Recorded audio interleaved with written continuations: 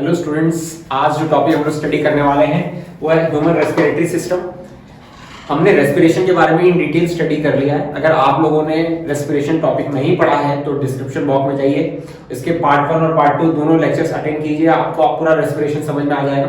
एक छोटा सा टॉपिक बचा है, हम लोग इन डिटेल स्टडी करने वाले हैं ह्यूमन रेस्पिरेटरी सिस्टम। रेस्पिरेशन एक प्रोसेस होता है जिसमें ब्रेकिंग डाउन ऑफ जो भी हमारा कॉम्प्लेक्स प्रोडक्ट है, जो सिंपलेस्ट फॉर्म होता है। हम लोग आज देखेंगे हमारे ह्यूमन बॉडी में, हमारे अंदर एक्चुअली किस तरीके से ये exchange of gases take place होता है। तो सबसे पहले बहुत दिनों बाद मैं ये लेक्चर शूट कर रहा हूँ, बहुत ज्यादा डिले हो गया, बीच में हम लोग हिस्ट्री कंटिन्यू करने लगे थे। तो हम लोग आते हैं चलिए टॉपिक पे, ह्यूमन रेस्पिरेटरी सिस्टम।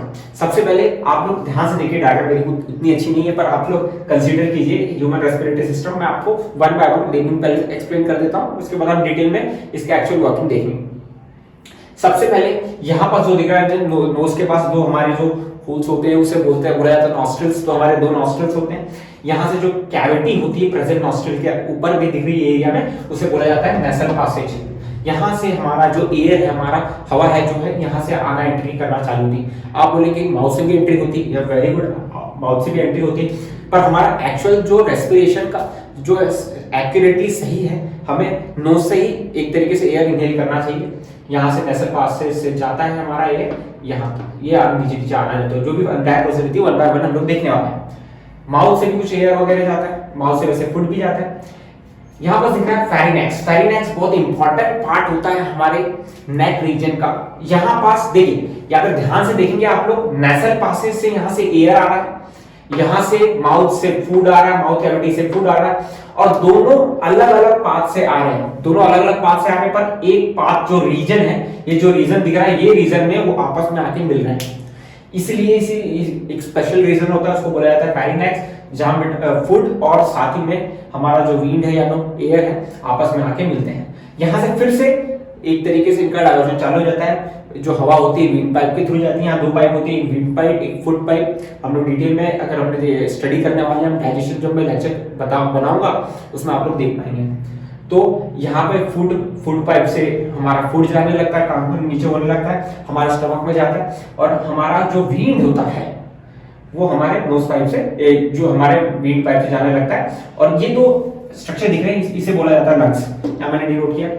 लंग्स का कई बार हमें पोजिशनिंग पूछा जाता है एग्जाम में, तो ध्यान से देखेंगे, जो लंग्स होता है हमारे ये एरिया में होता है, और ये लंग्स होता है, ये एक तरीके से रिब केज के अंदर एनक्लोज होता है। यहाँ देखिए रिब केज मैंने बनाया, इधर हमने जानबूझकर नहीं बनाया ये एरिया में, लेफ्ट हैंड साइड इसलिए नहीं बनाया कि अंदर का स्ट्रक्चर मैं आपको एक्सप्लेन करना चाहता हूँ। तो यहाँ पास रिब केज में एनक्लोज होता है, इसका पोजीशनिंग क्या होता है, ये इसको बोला जाता है थोरासिक कैविटी, या तो चेस्ट कैविटी बोलते हैं या थोरासिक कैविटी। चेस्ट कैविटी क्यों बोलते हैं, क्योंकि चेस्ट के अंदर होती है, चेस्ट रीजन में, और इसे थोरासिक कैविटी भी बोला जाता है। तो अब लैरिंगेक्स क्या होता है, जो रीजन मैंने आपको बताया नहीं। लैरिंगेक्स एक्चुअली एक तरीके से, हमने देखो मैं कई तरीके से आवाज निकाल रहा हूँ, अलग अलग बातें बोल रहा हूँ, ये हो क्यों पा रहा है, ये एक स्पेशल ऑर्गन रहता है जो वॉइस मॉड्यूलेशन का काम करता है, जिस वजह से अलग अलग वॉइस हम निकाल पाते हैं, अलग आवाजें निकाल पाते हैं। तो ये रीजन का काम रहता है लैरिंगेक्स का। वो हमारे लिए इंपॉर्टेंट नहीं है, हम लोग 12th क्लास में डिटेल में पढ़ेंगे।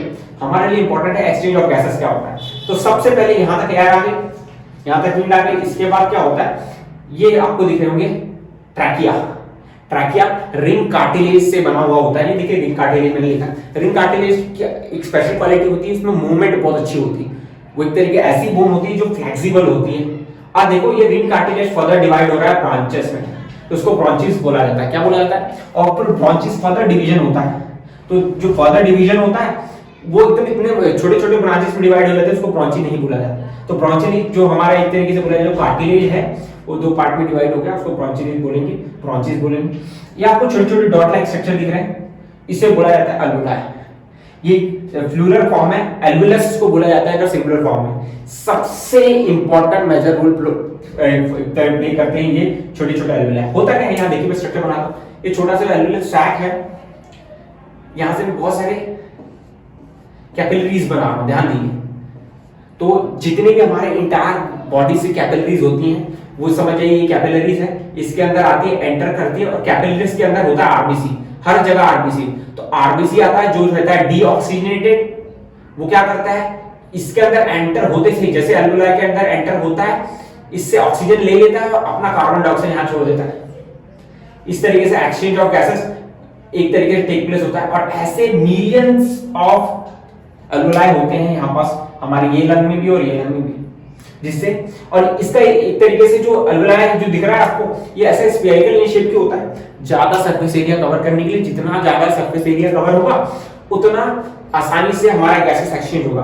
तो ये बहुत सारे होता है। अब मैं एक तरह से बात में समझा देता हूँ किस तरीके से होता है रेस्पिरेशन टेक प्लेस होता है। सबसे पहले हम लोग इनहेल करते हैं एयर, तो नेसल पासेज से हमारा एयर आएगा, पहले एंटर करेगा हमारा माउथ कैविटी, ये दिख रहा है आपको, नेसल पासेज से आ रहा है पेरिनेक्स, फिर उसके बाद लैरिंक्स, फिर ब्रोंचियलिस से आ रहा है, दोनों लंग्स में डिवाइड हो रहा है। अब यहाँ आता है एल्वुलाई पे। अब ये क्या होता है, यहाँ से जो बहुत सारी कैपिलरीज आती हैं, कैपिलरीज इसके अंदर एंटर करती हैं, और कैपिलरीज में होता है डीऑक्सीजनेटेड ब्लड, और जो आरबीसी होते हैं वो कार्बन डाइऑक्साइड कैरी करते हैं, वो कार्बन डाइऑक्साइड फिर से इसमें दे देते हैं लंग्स के ये ब्रोंचियलिस में, और ऑक्सीजन हमारे ब्लड को मिल जाता है। अब क्या होता है, अब ये फिर से वापस कॉन्ट्रैक्ट होता है, कॉन्ट्रैक्ट और रिलैक्स ऐसे मैं थोड़ी देर बाद समझाता हूँ। अब फिर से कॉन्ट्रैक्ट होता है और फिर एक्सेल करते हैं हम लोग कार्बन डाइऑक्साइड, और ये एंटायर प्रोसेस ऑटोमेटिकली चलने लगता है। अब इन्हें कॉन्ट्रैक्ट और रिलैक्स करने का काम कौन करता है? इसे कॉन्ट्रैक्ट करने और रिलैक्स करने का काम करता है डायफ्राम। डायफ्राम एक छोटा सा मेम्ब्रेन लाइक स्ट्रक्चर होता है जो बेंड होता है इस तरीके से बेंड होता है, जिसकी वजह से जो लंग्स है कॉन्ट्रैक्ट और रिलैक्स होते हैं, और कॉन्ट्रैक्ट और रिलैक्स होने की वजह से हम लोग इनहेलेशन और एक्सहेलेशन कर पाते हैं। तो ये इंटायर प्रोसेस था हमारा रेस्पिरेशन। अब ह्यूमन बॉडी में एक अच्छा सा सिस्टम होता है ह्यूमन रेस्पिरेटरी सिस्टम, जिसमें एक्सचेंज ऑफ गैसेस होते हैं, पर प्लांट में ऐसा नहीं। तो शॉर्ट में डिस्कस कर लेता हूं मैं प्लांट के लिए। प्लांट में बिल्कुल ऐसा नहीं होता, उनका स्पेशल ऑर्गन्स नहीं होते। तो फिर उन लोग एक्सचेंज ऑफ गैसेस कैसे करते हैं? क्योंकि उनमें एक्सचेंज ऑफ गैसेस होता है, जैसे ट्रांसपिरेशन हो गया, रूट्स, लीव्स, ब्रांचेस सब रोल प्ले करते हैं। जो एक्सेस वाटर होता है वो इवोपरेट हो जाता है, अंदर जो नेसेसरी एसेंशियल कंपोनेंट रहते हैं वो आते हैं, तो वो ट्रांसपिरेशन से हो पाता है। तो ये था हमारा ह्यूमन रेस्पिरेटरी सिस्टम। इसमें सबसे इंपॉर्टेंट बात है जो एल्वुलाई है, बहुत इंपॉर्टेंट, मिलियंस ऑफ एल्वुलाई रहते हैं जो एक तरीके से रेस्पिरेटरी जो भी सब्सटेंस रहते हैं उसको ट्रैप करने की कोशिश करते हैं और ऑक्सीजनेट करने की कोशिश करते हैं, और एक तरीके से जो कार्बन डाइऑक्साइड इसकी मदद से फिर एक पासेज के थ्रू बाहर एटमॉस्फेयर में निकल पाता है। तो ये हमारा था ह्यूमन रेस्पिरेटरी सिस्टम।